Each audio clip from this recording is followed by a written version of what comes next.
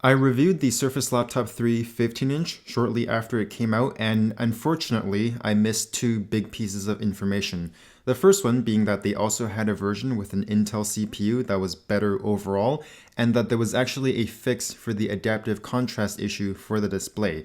So I took a bit more time with this one, and in terms of user experience, this is the best 13-inch Windows Ultrabook that I've seen so far.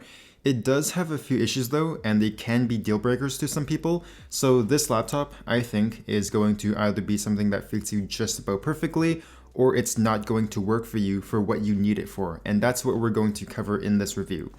The Surface Laptop 3 13-inch comes in two different finishes. There's an Alcantara kind of like fabric finish that's more comfortable, the same one on the previous versions, and there's also a new aluminum build, which is the one I'm reviewing. This one is the gold color, but if you're contemplating on which one to buy, I think it just comes down to comfort versus aesthetics. I would personally go for the fabric finish if you're not sure, but I honestly don't think you can go wrong with either. The screen is built very well, very little flex there. The keyboard deck has a little bit of flex. Here's the fabric keyboard on the previous laptop 2, but I cannot confirm if they've made it stiffer or any better on the laptop 3, so just use it as like a rough comparison. The hinge is tuned very well. It's a little bit on the lighter side, but the rubber feet are grippy enough to prevent the body from moving. The speakers on this are actually quite interesting because they fire up from beneath the keyboard, and even though it's blocking nearly the entire driver, these are the second best 13-inch laptop speakers that I've heard behind the 13-inch MacBook Pro.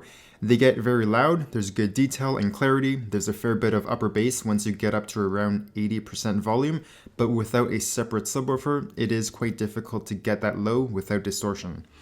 The keyboard and trackpad are both excellent, and compared to the MacBook Pro and the XPS 13, I would say this has the better keyboard of the three by far, but the MacBook Pro has the best trackpad, no competition.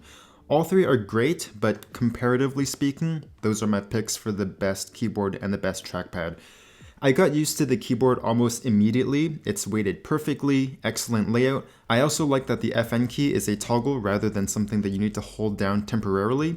And with the trackpad, it's smooth, tracking is on point, the cursor doesn't jump around when I click, and if I remember correctly, the Surface Laptop 2 had a loud and distinct click, but this has a deeper and quieter sound that's less annoying to the people around you. When I reviewed the Surface Laptop 3 15-inch, the only complaint that I had with the screen was the auto gamma or adaptive contrast as some other people call it. And the short explanation is that it constantly changes the colors depending on what was on your screen. This obviously impacts color accuracy and is just annoying to look at. You can disable it by installing Intel Graphics Command Center from the Windows Store and disabling display power savings.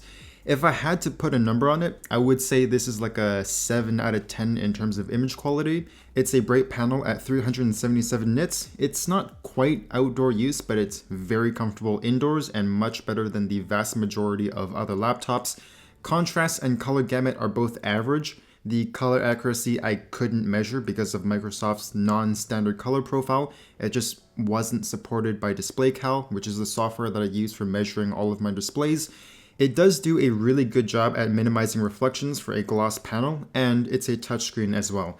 And just for the sake of comparison, here is the 13-inch MacBook Pro and the XPS 13 7390, which I considered to be the primary competitors to this laptop. Ports on this laptop are pretty much non-existent. There's a USB-A, a USB-C, a headphone jack, and the Surface Connect port for either power or for their separate dongle. And same deal with accessibility. You pretty much can't get into this laptop without damaging it somehow, and the only thing inside is the SSD, which is removable, but it also uses a custom connector. It doesn't use M.2, so you can't just buy an SSD off Amazon and then install it. The battery inside is 48 watt hours, and with the screen brightness at around 90%, I'm pulling around 8 hours of battery life. Charging is pretty cool though, at the very least. The default charger is magnetic, but you can also use the USB-C port for charging, so you get quite a bit of flexibility here. If you're someone who wants a MacBook Pro, but you need Windows, either because your work requires it, or it's what you grew up using, so you're more familiar with it compared to macOS, this is the closest Windows counterpart that I've seen so far. It excels at pretty much everything except for port selection and accessibility. But here's the thing, right? I've never needed more than one USB-A port for using a flash drive as a student, and even then it was very rare. Like, everything is online now, and not everyone is comfortable with working on their expensive laptop like us enthusiasts. So if this sounds like you, I think you're going to enjoy using this laptop. If they added more ports and made the RAM and SSDs use standard components, I think this would be just about perfect. Okay, that is the end of this review. I hope you enjoyed it, and I will see you next time.